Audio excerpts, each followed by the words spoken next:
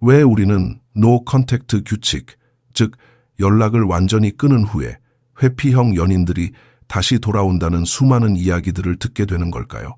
노 컨택트 규칙은 99%의 확률로 효과가 있습니다.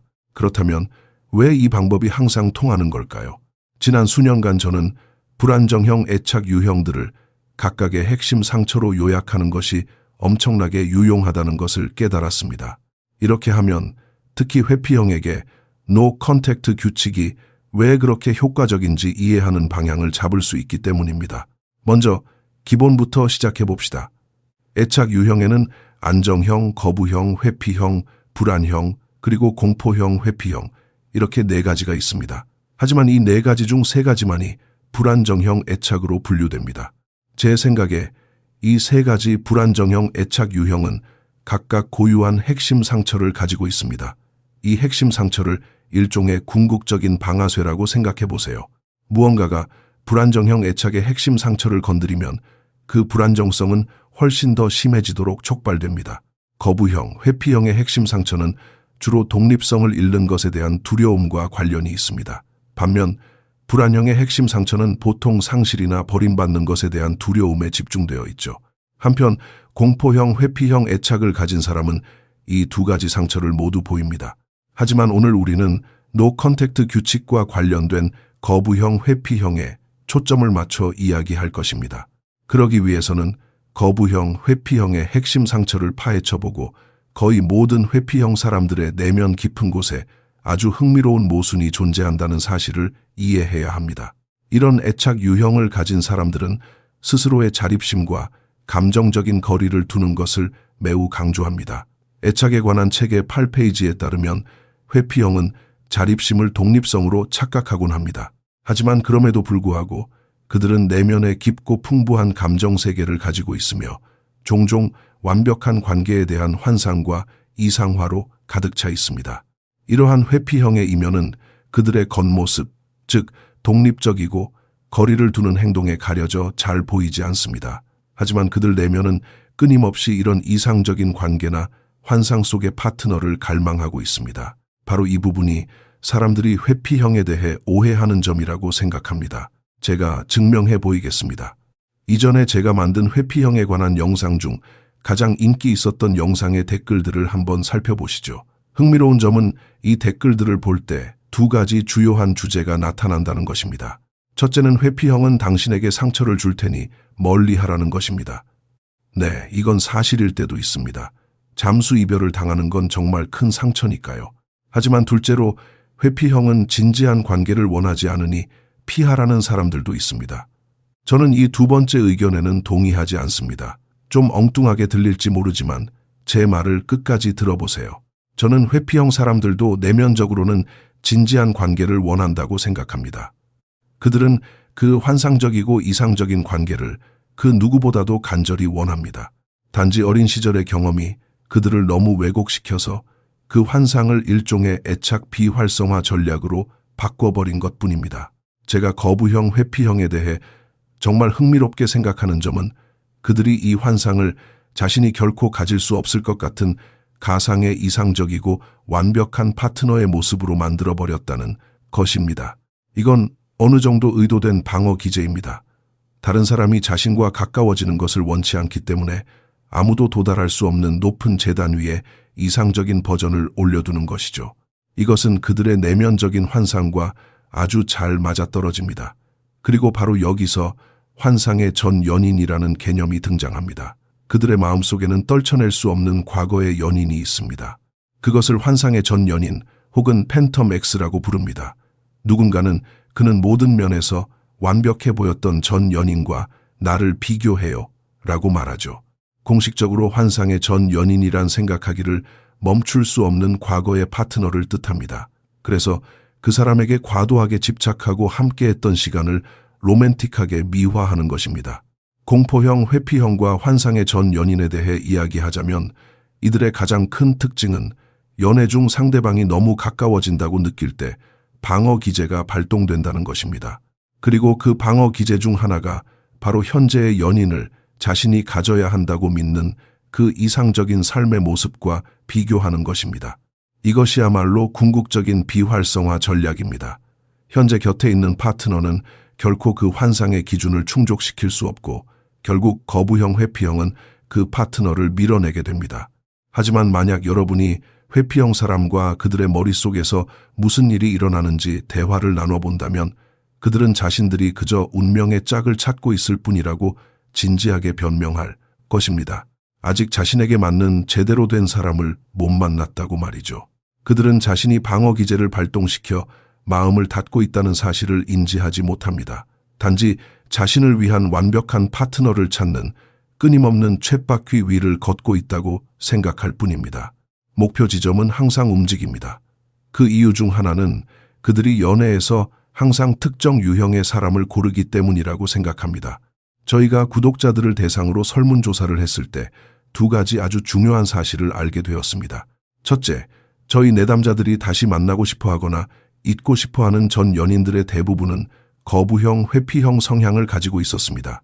둘째, 저희 내담자들 대부분은 불안형, 즉 집착형 성향을 가지고 있었습니다.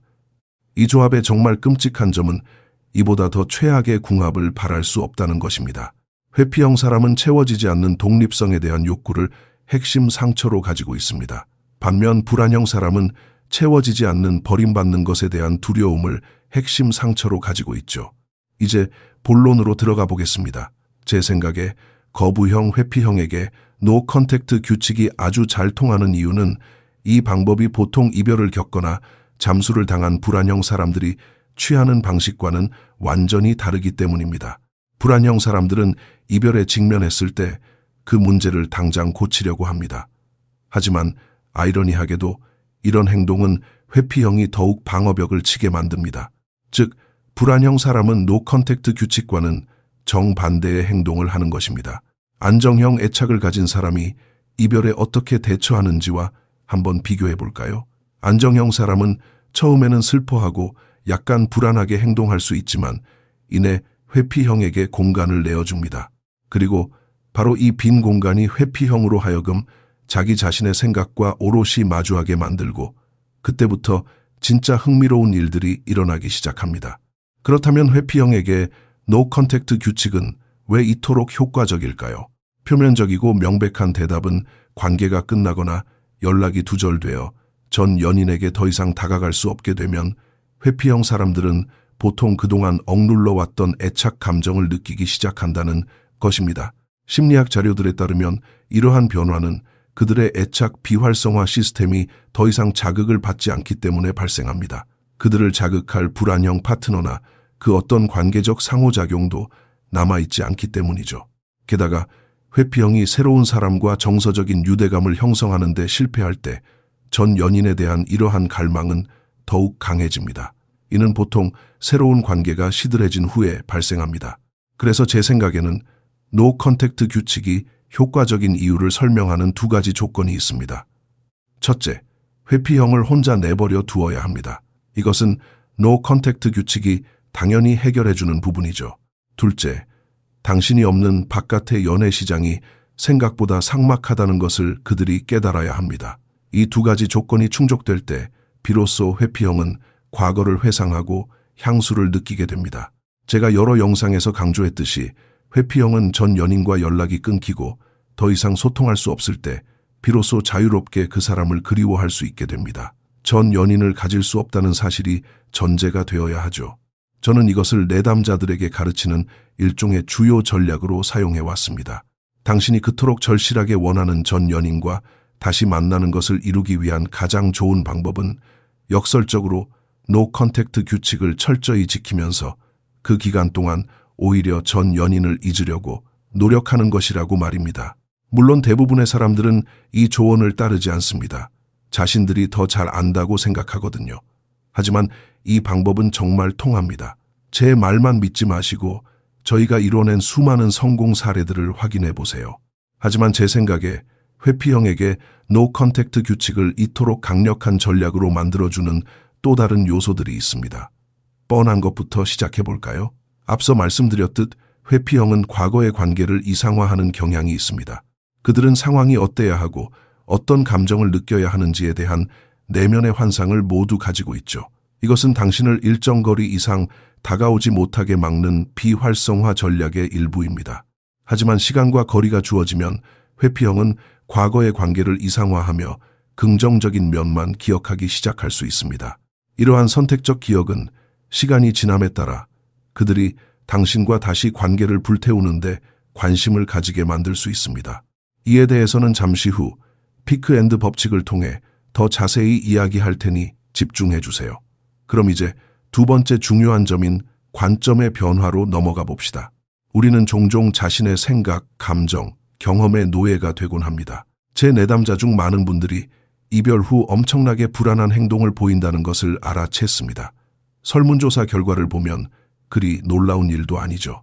하지만 내담자들을 정말 곤경에 빠뜨리는 것은 그들이 노 컨택트 규칙을 끊임없이 어긴다는 것입니다. 저희 내담자 인터뷰를 보면 스스로 인정했듯이 말 그대로 모든 것을 잘못했습니다.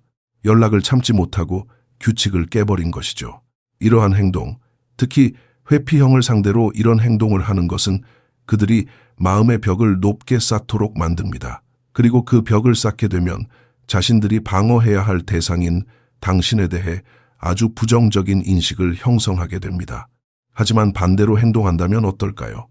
끊임없이 매달리고 규칙을 깨는 대신 노 컨택트 규칙을 도입하고 끝까지 지켜낸다면 말입니다.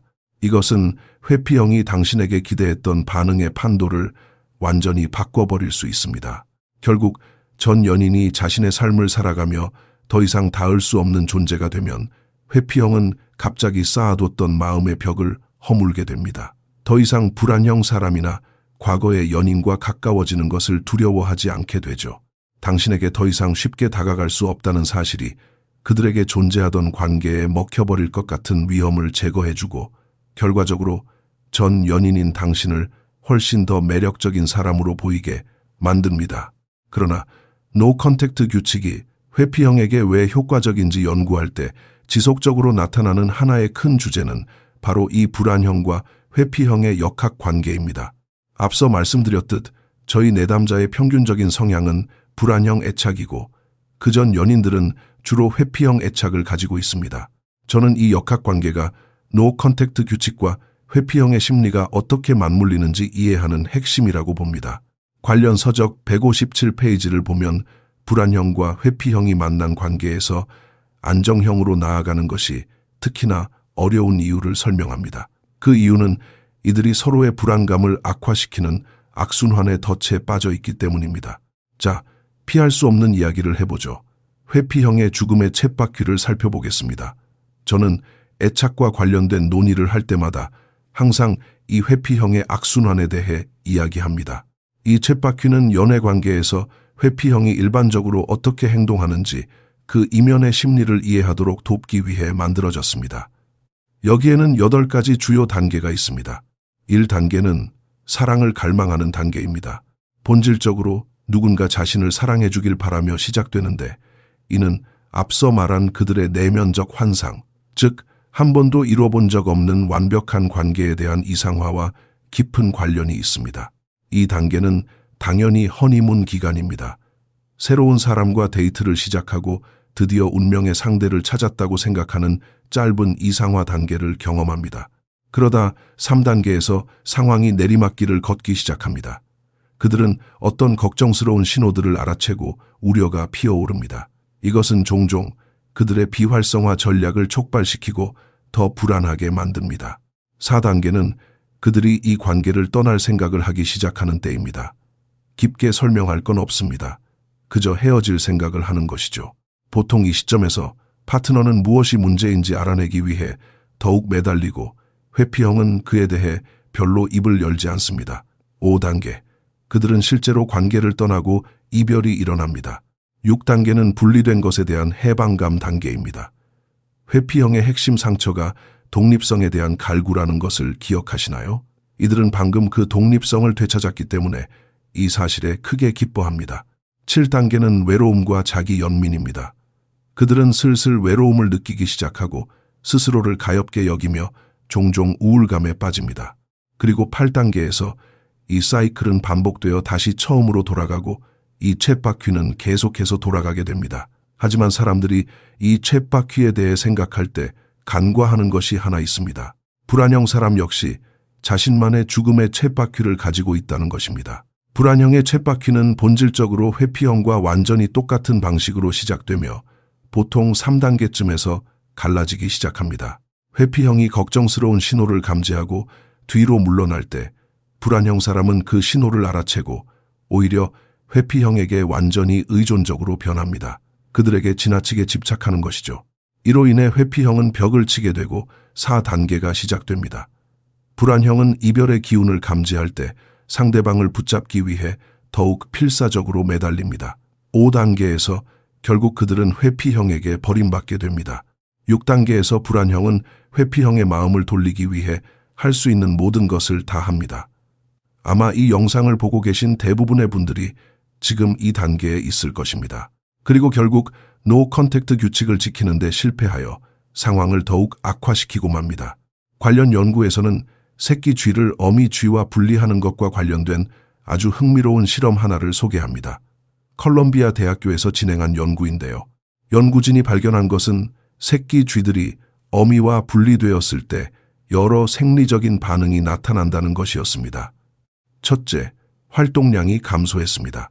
둘째, 심박수가 떨어졌고 셋째, 성장 호르몬 수치도 감소했습니다. 그래서 연구진은 어미의 역할을 대체할 수 있는 것들을 하나씩 투입해 보기로 했습니다. 온열 패드로 새끼 쥐들을 따뜻하게 해주고 배가 부르도록 먹이를 주었으며 어미가 핥아주는 것을 흉내내어 붓으로 쓰다듬어 주었습니다. 결과는 어땠을까요? 각각의 개입은 분리 불안에 오직 한 가지 측면만을 완화하는 데 도움을 주었습니다. 모든 증상을 한 번에 완화시킬 수 있는 유일한 방법은 오직 어미와의 재회뿐이었습니다. 인간의 애착 시스템도 이와 비슷하게 작동합니다. 이별 후 우리의 애착 시스템은 과부하 상태에 빠집니다. 우리는 지금 느끼고 있는 이 불안감을 당장 고치고 싶어 갈망하게 됩니다. 제 생각에 이것이 바로 불안형 쳇바퀴의 6단계에서 일어나는 일입니다. 불안형 사람은 이별 후 느끼는 불안, 우울, 스트레스를 모두 없앨 수 있는 유일한 방법이 전 연인과 다시 만나는 것뿐이라는 사실을 본능적으로 이해합니다. 그것만이 이 모든 고통을 단번에 해결해 줄 테니까요. 그 결과로 완전히 패닉에 빠져 무작정 다가가고 결국 상대방을 더 밀어내게 됩니다. 어설프게 상대의 주변인들을 통해 엮이려 하다가 상대가 제발 혼자만의 시간을 달라고 화를 내는 지경에 이르는 것이죠. 불안형 악순환에서 아마 가장 최악인 부분은 결국 노 컨택트 규칙을 지키지 못해 엄청난 자기 비하로 이어진다는 점일 것입니다. 불안형 6바퀴의 7단계와 8단계에 도달할 즈음이면 상황은 아주 좋지 않게 흘러갑니다. 난 너무 외로워. 내가 다른 사람을 만날 수나 있을까? 이렇게 무너져 내리면서 점차 자기 자신이 문제라고 믿기 시작합니다. 이 모든 부정적인 생각에 늪에 빠지게 되는 것이죠. 그래서 제 생각에 노 컨택트 규칙을 지키는 것은 너무나도 중요합니다. 여기서 핵심은 전 연인과 다시 만나기 위해서가 아니라 전 연인을 완전히 잊기 위해 노 컨택트 규칙을 실행해야 한다는 것입니다. 이렇게 마음을 먹으면 역설적이게도 전 연인이 당신을 다시 원하게 될 가능성이 커질 뿐만 아니라 당신 스스로를 갉아먹는 자기 비하를 예방하는 데도 큰 도움이 됩니다. 심리학 서적 162 페이지에는 흥미로운 구절이 있습니다. 갈등 상황에서 불안형 사람은 종종 더 많은 입지를 잃는다. 안정형이라는 견제와 균형이 없는 불안형과 회피형 커플의 격렬한 다툼 속에서 불안형 애착을 가진 사람들은 부정적인 감정에 압도되는 경향이 있다. 상처를 받았을 때 이들은 떠나겠다고 협박하는 것을 포함하여 극단적인 방식으로 반응할 수 있으며 이러한 행동을 항해 행동이라고 부른다. 참고로 이것은 불안형 넷바퀴의 3단계와 4단계에 해당합니다. 하지만 화가 가라앉고 나면 불안형 사람은 긍정적인 기억과 후회로 가득 차게 됩니다. 이는 종종 그들이 화해를 위해 회피형 파트너에게 먼저 연락하도록 이끕니다. 반면 회피형 파트너는 이 시도에 적대적으로 반응하는 경우가 많습니다. 회피형은 불안형과 대조적으로 애착과 관련된 기억을 차단하고 파트너의 가장 나빴던 모습만을 떠올리기 때문입니다. 이러한 역학관계는 갈등이 끝난 후 불안형 파트너는 좋았던 시절을 기억하는 반면 회피형 파트너는 나빴던 기억에만 집착하는 혼란스러운 상황을 만들어냅니다. 하지만 여기에는 반전이 있습니다. 노 컨택트 규칙을 지킬 때처럼 서로 떨어져 있는 충분한 시간이 주어지면, 그리고 혼자만의 시간이 보장된다면 회피형 사람이 전 연인에 대해 가지고 있던 부정적인 생각들이 더 긍정적인 방향으로 바뀔 수 있다는 것입니다. 이 현상은 피크 앤드 법칙, 즉 절정대미의 법칙과 아주 잘 맞아떨어집니다. 이 법칙을 모르신다면 꼭 알아두셔야 합니다. 아주 간단히 말해서 어떤 사건은 그 경험의 전체 과정이 아니라 가장 강렬했던 순간과 마지막 순간의 기억들로 남는다는 것입니다. 회피형 사람들에게 혼자만의 공간이 주어지지 않으면 그들은 관계의 마지막 부정적인 순간들에만 집중하는 경향이 있습니다. 하지만 노 컨택트 규칙을 실행하고 시간이 흐르면 그들은 점차 가장 행복했던 절정의 순간들을 회상하기 시작합니다. 갈등 후에 긍정적인 기억에 집중하는 불안형 사람들처럼 말이죠. 연구 결과도 이를 뒷받침합니다. 회피형에게 위협적이지 않다고 느끼는 환경과 충분한 공간을 주면 그들은 과거의 파트너에 대해 긍정적인 환상을 갖기 시작합니다. 이것이 바로 제가 노 컨택트 규칙을 처음 시도하는 분들에게 다소 긴 기간을 설정하라고 권장하는 이유입니다. 사실 저는 얼마 전 한 심리치료사를 인터뷰하며 노 컨택트 규칙의 기간이 어느 정도가 적당하다고 생각하는지 단도직입적으로 물어보았습니다. 그녀는 직장에서의 수습 기간을 예로 들며 90일을 추천했습니다. 새로운 환경에서 상황을 파악하고 안정을 찾기까지 90일 정도가 걸린다는 논리였죠. 그녀는 90일을 추천했지만 저는 조금 더 유연한 접근법을 믿습니다. 저는 이것을 자신을 점검하는 45일 주기라고 생각합니다. 처음에는 45일 동안 노 컨택트를 해야지 라고 마음먹고 시작하는 겁니다. 그리고 그 45일 동안 전 연인을 잊기 위해 할 수 있는 모든 것을 다 하세요. 45일이 지난 후 스스로 감정적으로 전 연인을 잊었다고 느껴지는 상태가 되었다면 그때는 어쩌면 전 연인에게 연락을 취해봐도 좋습니다. 하지만 아직 감정적으로 전 연인에게 연락할 준비가 안 되었거나 완전히 잊지 못했다고 느낀다면 그때는 노 컨택트 기간을 45일 더 연장해야 할 시간인 것입니다.